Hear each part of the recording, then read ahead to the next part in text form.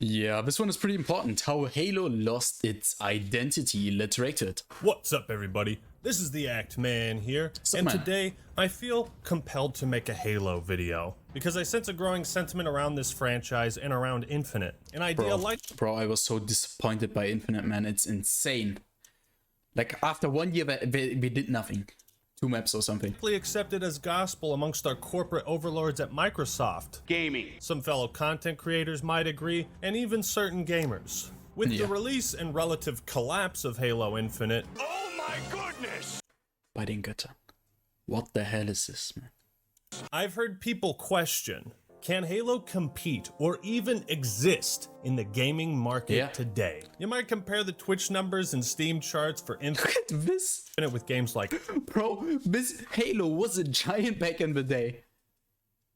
Oh, it fell down, man. It's insane. Apex, Warzone, Destiny, and think, yeah, Fuck. maybe Halo just can't compete anymore. In this ultra-competitive landscape of first-person shooters, a market dominated by twitchy, high-octane battle royales. Is there any home for a classic FPS experience? Maybe Halo needed more than one BR. I'm here to tell you, folks, in order to compete or even dominate the FPS market, all Halo needs to do is be itself. Yes, that is the cheesiest thing I've ever said, but it's true. Don't copy other games, man. This is what makes you unique. And the thing is that they just did nothing with the game in the end.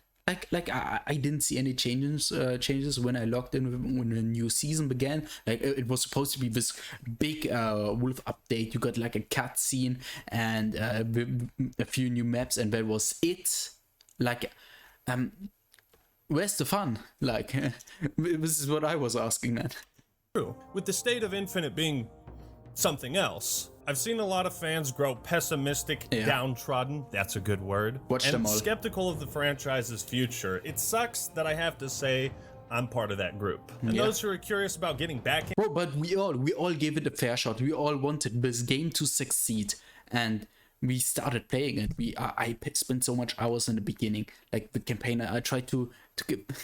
The campaign was mediocre at best, but yeah, the multiplayer itself, it has literally like the gameplay loop is not worth it. It's not satisfying. That's the thing, yeah. Into Halo after a long break, well, they haven't really gotten a good reason to do so. But Halo will never die.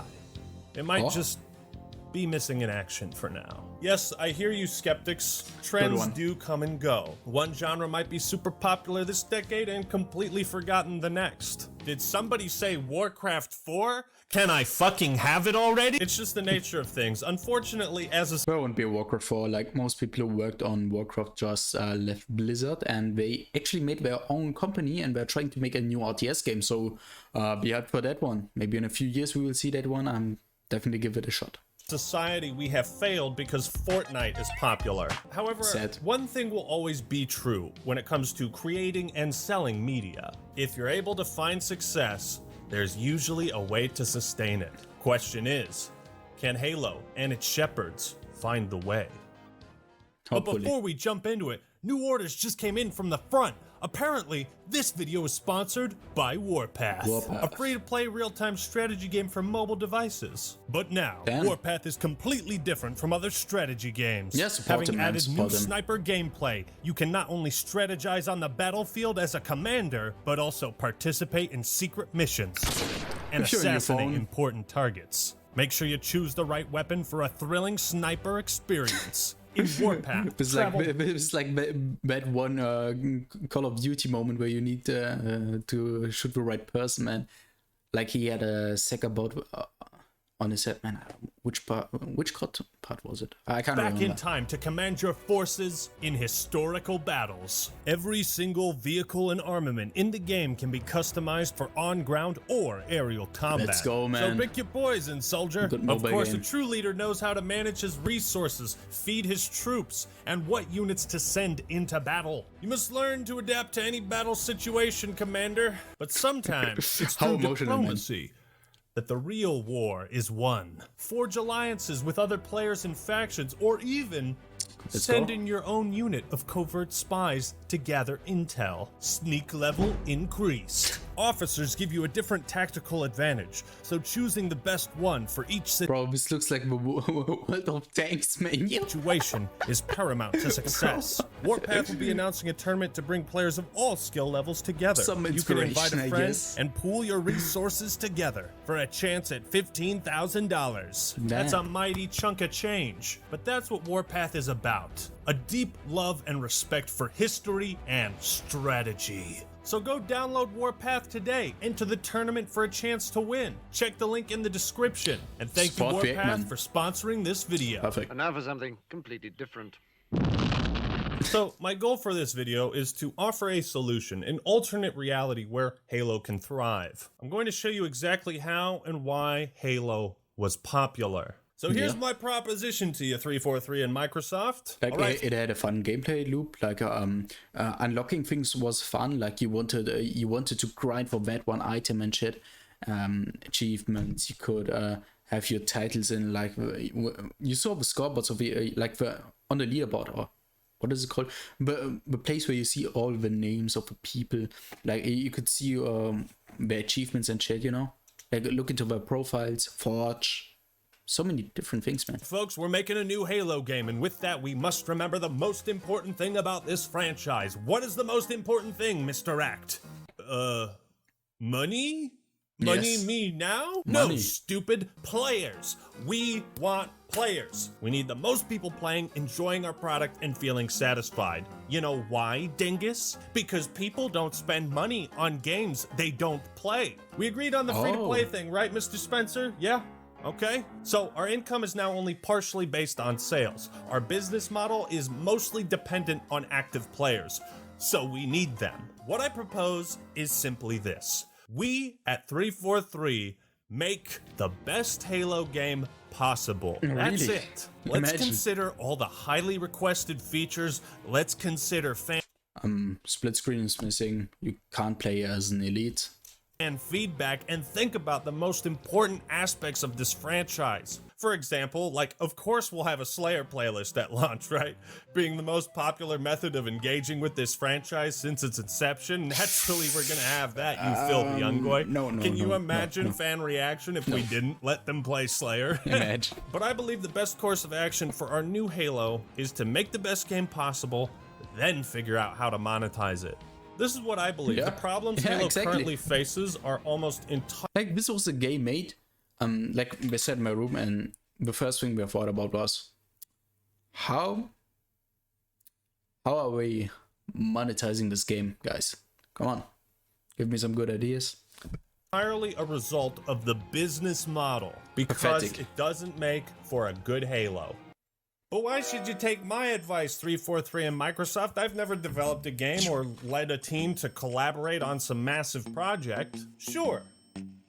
But I know why people like Halo, and I know Yeah, how you can we collect all their know. credit card information without pissing them off. This pisses them off. Is it good for Halo that now we have to spend $10 fucking for fucking blue? While trying to understand my own success on YouTube and Yeah. the success of franchises I've been a fan of for decades, this is what I ask myself. What is it that keeps me invested? Why am I still excited at the thought of a new Banjo-Kazooie platformer even though it's been 22 dreadful years since the last one? Why do I drool when I think of a new Ace Attorney game that plays almost exactly like the last 6? Because people like what they like. Now, that Yes. sounds stupid because it is. It's stupidly simple. If people like what you make, they will want more, and they'll never stop wanting Yeah, COD always worked, man. more. Call of Duty No need is to the change. ultimate proof of this concept. We've complained for over a decade straight that the games are too similar, yet we can't stop buying them. Why? Because Call of Duty still provides that same core thing that made COD 4 such a breakout hit. Also, it's Modern Warfare 2. I mean, how am I supposed to resist? If your franchise is starting to feel stale and decline, it's not a bad idea to throw a monkey wrench into the engine. Maybe a different approach can breathe new life into a dying series. I don't have game dev sense, but me and Microsoft are in the same business. We sell entertainment, content, if you will. And it's all about throwing shit at the wall and seeing what sticks and taking it as far as it can go. If you can keep your audience in a constant state of being satisfied with what you made and always hungry for more, then you'll be happy and you'll likely make Oh, it was exactly what I did. Like, I've restarted a while. This was Genshin content. I did some gameplay shit, like pretty garbage ass videos. And for some reason, people actually watch my reaction videos. Like, it's insane. Like, if it works, it works, and I'm gonna proceed, and I won't stop. And yeah, just keep doing it. way more money than you initially imagined. I'd summarize this idea in one word: penis. Well, sorry, I think a 5th grader slapped my keyboard, and I always read my scripts as they're written. I'd summarize this idea in 3 words: keep your identity. I lost something once. Really? I lost something I couldn't live without. My identity. Remember that video I did on Halo's identity crisis as a military sci-fi shooter? Still relevant, I suppose. I like cake, and if I order a cake, I expect to receive a cake. If I open the package and see donuts, I get pissed. Almost every successful IP has to retain some element of what initially made it popular to begin with. Yes. Because that's why people showed up in the first place. Imagine if I stopped bitching about Halo. God, everyone would leave. No, wait. Remember how bad Halo 5 was? No! Bro, back in the day when he raged about Halo 5, this was a moment when I subscribed to the Act, man. Like, he raged. There were so many parts about why Halo 5 was so bad, and it was fun, man. Good old times. Though the Halo fanbase is notoriously difficult to please, those high expectations exist as a result of the other titles setting the bar so high. If Bungie hadn't made Halo's identity so unique and so compelling, it wouldn't have such a dedicated, rabid, and broad audience. So why isn't Halo as popular as it used to be? Is it just because of the genre? Is the more traditional arena shooter losing relevance like real-time strategy games? I don't know. So if I'm at a point where I want my channel to grow or continue to sell my video games, I basically have 3 options. Door number 1. I could create and sell similar games based on what has proven to sell, taking very little risks and not deviating much. Think of the first 3 Ace Attorney games. I cater to the core audience that already wants more, and I settle for that. Door number 2. I could take pretty bold risks with the game to inject some diversity into a successful formula. Think of Bloodborne, Halo Wars, or Star Fox Adventures. Bro, Bloodborne was pretty great, and like Sekiro is also a deviation from the normal standard Souls model, like what Bandai Namco did. No, From Software. Yeah. That down! You don't have enough scarabs! This can backfire, though, if the renovations to a series aren't welcome, and here's proof of that. Behind door number 3, I could completely change all of the fundamentals in my current IP, appeal to a larger audience, and pray to Sergeant Johnson that my current fans stick with me. The third option is really fucking hard to pull off, but it has been done, just not by Halo. The Yu-Gi-Oh! Anime would have likely never progressed past Season 0 if they didn't change it to really focus on the Duel Monsters card game. Instead of, Yugi running around essentially playing Russian roulette with criminals and then using ancient Egyptian superpowers to give the loser a mental disorder for life. What the Season 0 was lit. The problem with Halo is it tried reinventing the wheel when it had no reason. I had never watched Yu-Gi-Oh! But what was that, man? Season 2.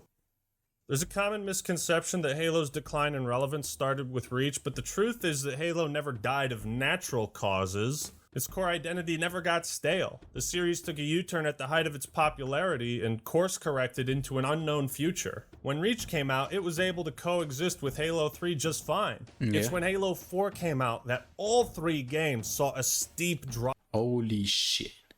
This is so sad. Off in players. What really confuses me is that Bungie found what stuck with Halo, and upon receiving this golden goose, this blessing, 343 immediately decided to gamble the franchise's future and pursue a different direction. They have taken this gamble 3 times.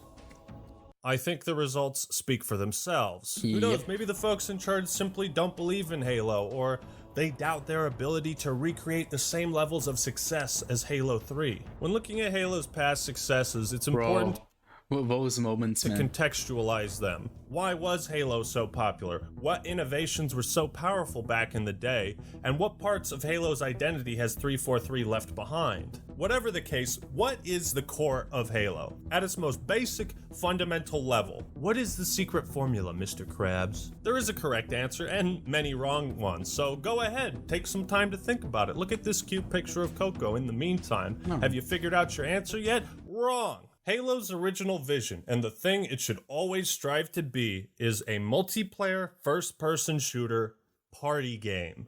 That is the original vision coming from the mouth of the man who created it, Hardy LaBelle. I wanted to make a party Legend. game with shooter mechanics because I knew that if we put that out there and people could sit down on the couch and play together, or they could connect their Xboxes together across a, like a subnet on a... Bro, those LAN parties, man, they're kind of gone right now because of connectivity and shit. Like everyone has a PC or a console, but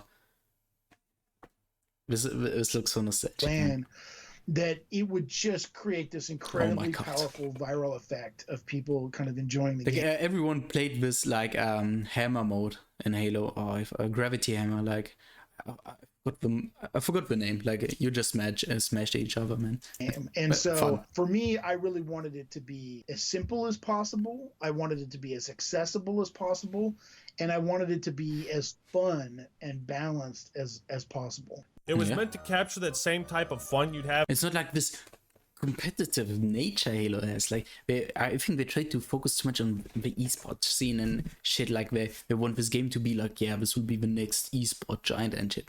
Nah, you need to focus first. You need to first focus on the fun aspects, man. It's that easy. In Mario Kart, Smash Brothers. This was a rich, original idea given that most arena shooters of the time were sweatier than my balls in summertime. Halo CE stood out amongst the crowd because it was way easier to enjoy it and play with buddies. Remember, FPS games on consoles outside of GoldenEye was a fever dream in the late 90s. Halo's true power in the game industry comes from every single feature being designed to encourage and facilitate social interaction. What it comes down to is getting together with people, being able to yell at them, being able to reflect on Before screen, gameplay. before screens, man. Before screen split screen co-op, man. Man. Oh, I got so many flashbacks. It's insane. Jump up and scream and throw your controller down, and you hate it but you love it and you gotta play again. That is Halo's ticket to success moving forward, and building those social features around a good video game. If I asked you what your favorite memories are with Halo, I'm almost certain your first thought goes to a moment in time when you were playing it with a friend. Unless you ain't got no friends, you friendless bastard. But what are... The thing is, I didn't even play that much like multiplayer with my friends. Like the campaign, we played the shit out of the campaign. It was so fun, man. What are these social features? Well, basically anything and everything that encourages or allows players to interact with each other. It was really amazing to get online for the first time when there were a bunch of people online and just press the button that said, I want to play, go find music, some other man, people want to play, as well. and choose a game type. Like, the music was also a big part. Bro, this no nostalgic goggles, like, for real. I don't know, but the new Halo music, man, it's just generic. Yeah, they have this one nostalgic ring, like this dum da dum, yeah, you know, like the standard Halo theme. But the other shit in Halo Infinite feels so generic, man. Like bro, where's Halo, man? Cool, and just stick me in it as fast as you can. Halo's current status as a series that can't reclaim its former glory is a result of 343 and Microsoft not understanding this crucial fact. Am I so out of touch? Yes, you are.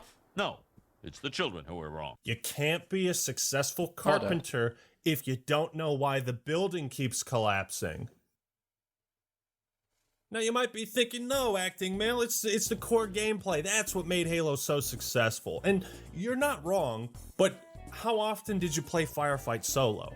How often did you play custom games by yourself? If I were to tell you the amount of hours I've spent in my lifetime playing Halo, at least half of it was spent with friends, either online or in person. Halo is like cake. It's better to share it than to just stuff your face. But I need to add some legitimacy to my claims that social interactions are the most important thing. If they want proof, we'll give them proof. I played a lot of N64 games with 3 buddies before Combat Evolved, but you know what I had never done? Linked consoles together and played with 7 friends. God help those poor unfortunate souls that owned a PS2 and could only afford to share their games with one other person. 4 consoles, 4 TVs, copies of the game, 16 controllers. That was a lot easier to set up than 16 fucking computers. CE's campaign is a great solo experience, but you know what makes it twice as good? The ability to play it with someone. That shit is fucking trash, dog. You can't imagine how many memories would be wiped from my brain if Combat Evolved was only single player. Halo 3 added the ability to play the campaign with 4 players, so quadruple the fun. Just look at the countless pictures of LAN party setups people had, and you feel that wave of nostalgia across your face. That's something. Recognize how important this social feature was. Xbox Live basically took LAN parties to the next level. Now you can play with 16 people, but you didn't have to lug all that crap around. CE revolutionized couch co-op, and then Halo 2 revolutionized online gaming as we know it. Remember this, Halo 2 became the biggest selling point for Xbox Live.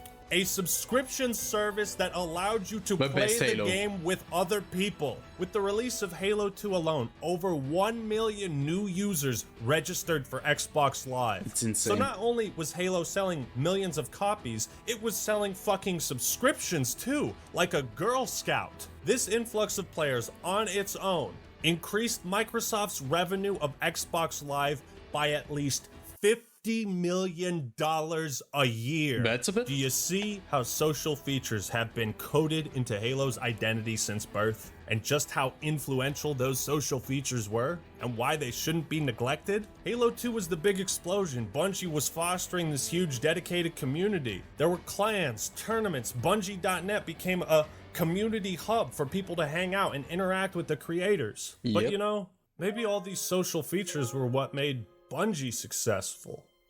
Maybe when Bungie left Halo, they took that magic with them and used it to create Destiny. Modern shooters had become so against the idea of shit-talking in video games. I was so sad when like Bungie departed and like someone new took over, man. Dark times. Games that they've opted to limit voice chat severely, or in Infinite's case, severely discouraged it. It's actually turned off by default. I guess 343 doesn't want you to make friends while playing. Bungie's method of handling the matchmaking and lobby systems were pure genius, and the same systems existed across Halo 2, 3, and Reach. They worked. The system has been monumentally improved in MCC, with a player-first mindset. Yet remarkably... Like I've heard that MCC has actually more players than Halo Infinite, and yeah, rightfully so. This hasn't translated to the newest and biggest Halo game, but we'll get there. You had in-game voice chat, lobby trash talk. If you liked who you played with or just wanted to talk more shit, just hit X and you party up with them, play another round. Simple as that. Hey, Death Warden. Fuck you. You don't have to go through recently played... Bro, like, it was toxic and shit, but it was fun, man. Like, this was how you could be so primal in those games, man. And everyone knew it, and but no one gave a shit. Like, you know, like back in the day, like,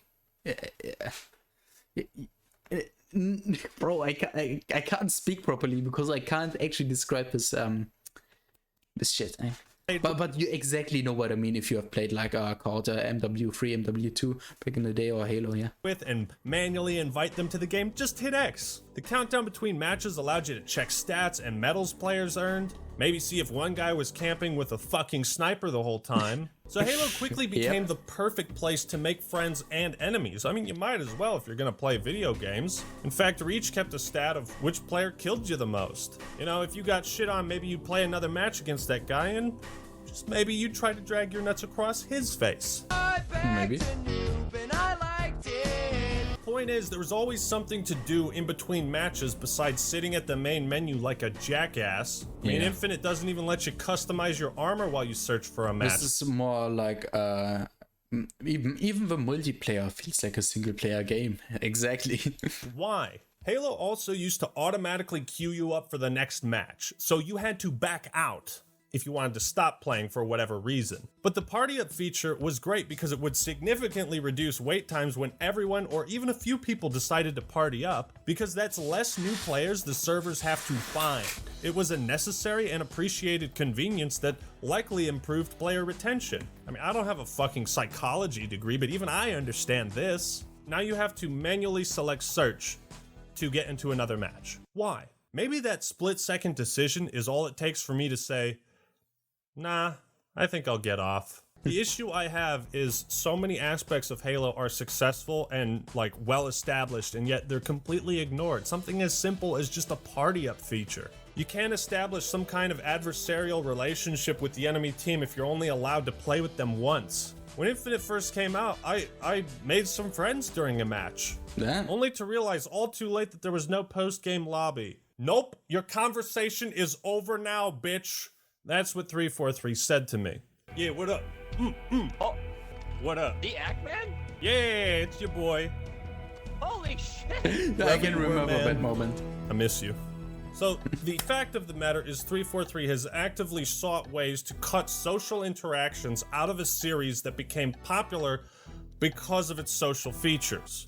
If that sounds stupid, it's because it is. Forge, custom games, file share, server browser, theater. These were natural evolutions that just allowed the game to go viral. You also hear tales of skill-based matchmaking, and people like Mint Blitz, people who live in Australia, have god-awful experiences trying to find matches because there's no region select. So they might have to make Smurf accounts or use a VPN to get into matches. It's all these extra hoops people now have to go through just to try and enjoy Halo the same way they did in 2007. Like recently, 8 months after release, Infinite launched a beta version of a feature that allows you to play the single player with another person. That in and of itself is sad. But why do you need to fight things like this? It's just another hurdle you have to jump over. You have to sign up to play co-op. They make it so difficult for no discernible reason. Map voting or vetoing also gave players a say in what you'd play next. You had some agency. I love democracy. Because Halo is a series that has a lot of ways to play, and you may not really like team lasers. Just cut the bullshit, let me experience the game how I want. With Halo 3, the series took a turn towards accomplishments and showcasing them. Look at how sick my recon is. Oh snap, you've got the flaming blue helmet? Wow, that means you must have done something pretty cool to get that. Maybe I should try that. You see, the thing about giving armor in-game accomplishments is it's a beacon to other players like, hey, maybe you should try the Vidmaster challenges too. It's exactly like in MMORPGs when some people have like this one epic moment where you need to farm it for like literal weeks to get it, or even months to be lucky or some shit. Man, it's gone now because you just buy those mounts like with cash and no one gives a shit.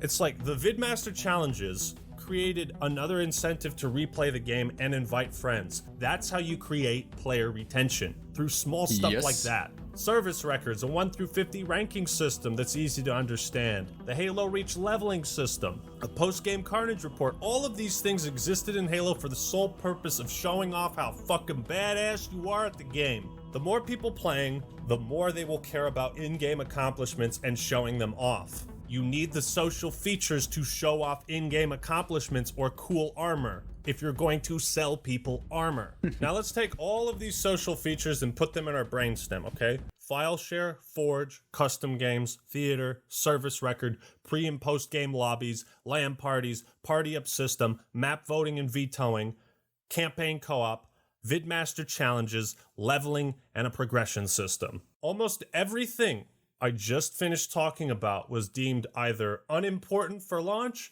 is currently broken in Infinite, or flat out missing. All we have left is the core gameplay. There is no support structure around this building, and that's why it's collapsing. That is why Halo Infinite has failed to retain 98% of its player base. This is what I mean when I say the business model doesn't fit the game.